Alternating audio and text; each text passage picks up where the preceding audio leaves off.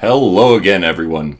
In this video, we are going to be making a start menu entry for Cursor on Linux Mint Mate.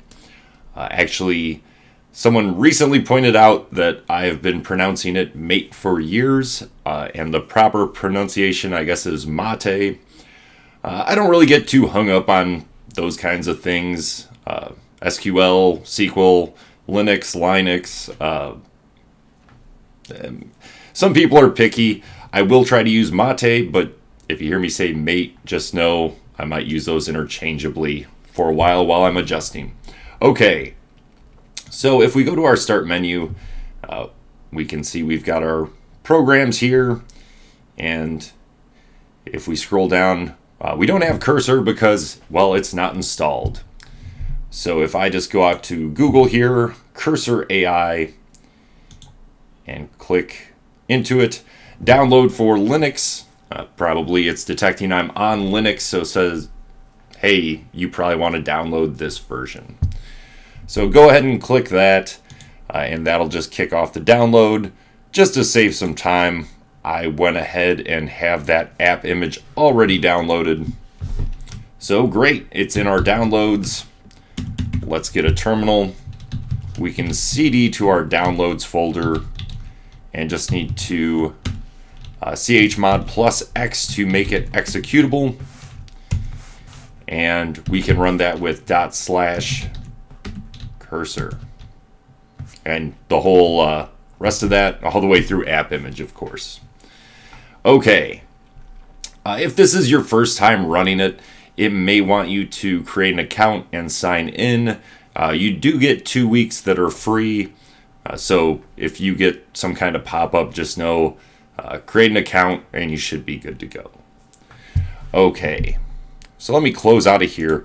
Now, the issue here is, let me go to my home directory, and I just made an empty directory called new app for demonstration purposes.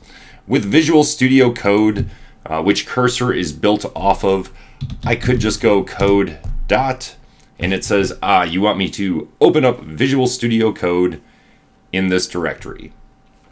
Now, to do that with Cursor, we're going to need to do a few things. So, first off, let's see.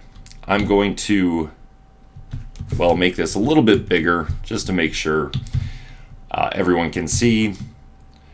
Tilde for my home directory, so home, my username, downloads, and I want to move that app image. Where do I want to move it?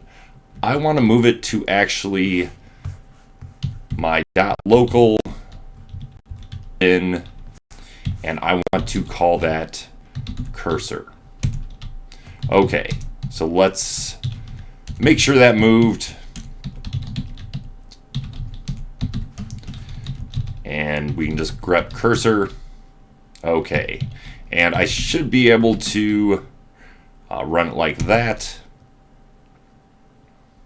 Okay, takes a moment, but there we have it. All right, let me close down these editors so I don't get confused, and let me go back to the new app directory. And now, because it's in local bin, if you're not familiar, it is in my path, and path is set in your, a few locations. The one you really need to worry about is /rc. I won't go into that, but if you're just kind of lost, just look up /rc and you should be good. So the path is where, when I type a command, my system looks for executable in these locations. And if we look in here, home, Gary is my username, .local.bin.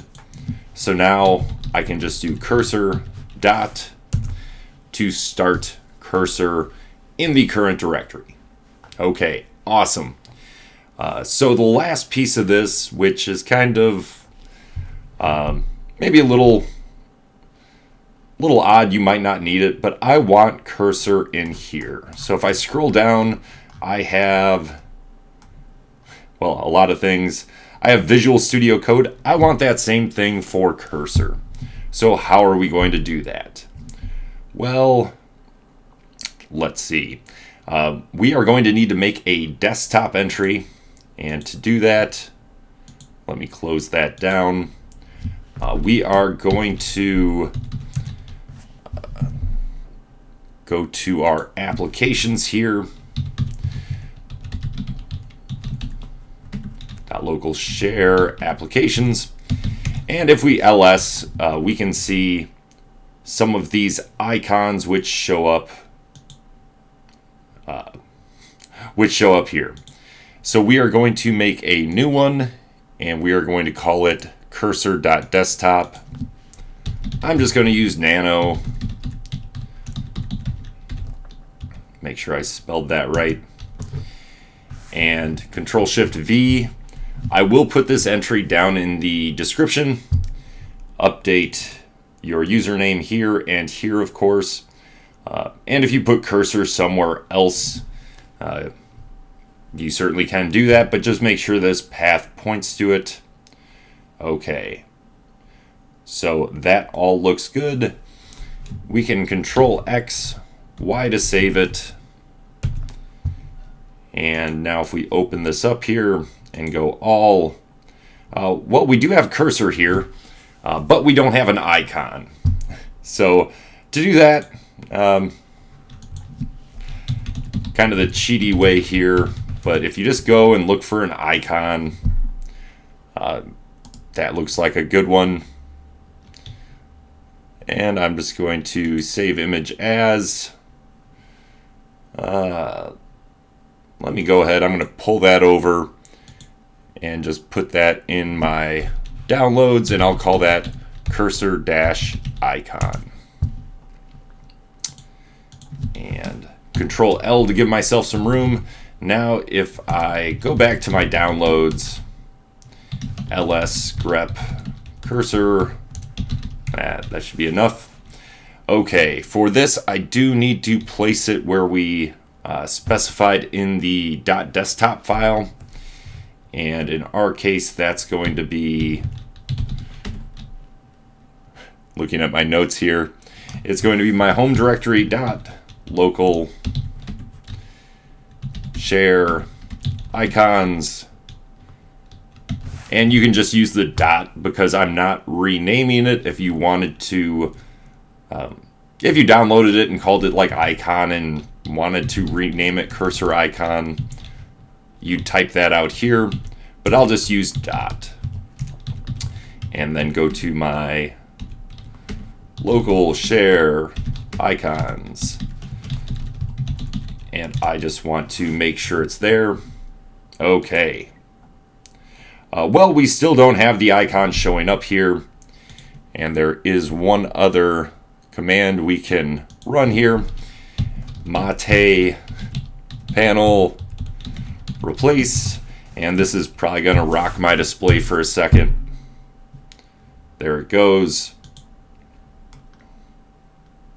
And now we do have this nice launcher with an icon that opens up Cursor for us. So I'm sure probably in the next week or two there's going to be a nice sudo apt-get install for Cursor that'll probably do all of this for you. But if you're looking to be able to quickly access Cursor, if you're in a terminal and you're in a project and just want it to open up, you just need to put it in .local bin or any of the other directories in your path variable or wherever you want, and add it to your path. And then if you want a nice startup menu item there, you can add it with a .desktop entry. And you can do that for other programs too. If you have a custom program, just point those to that executable, the icon you want to use, and it just helps kind of keep your system looking polished. But that's it for this video, and I'll see you in another one.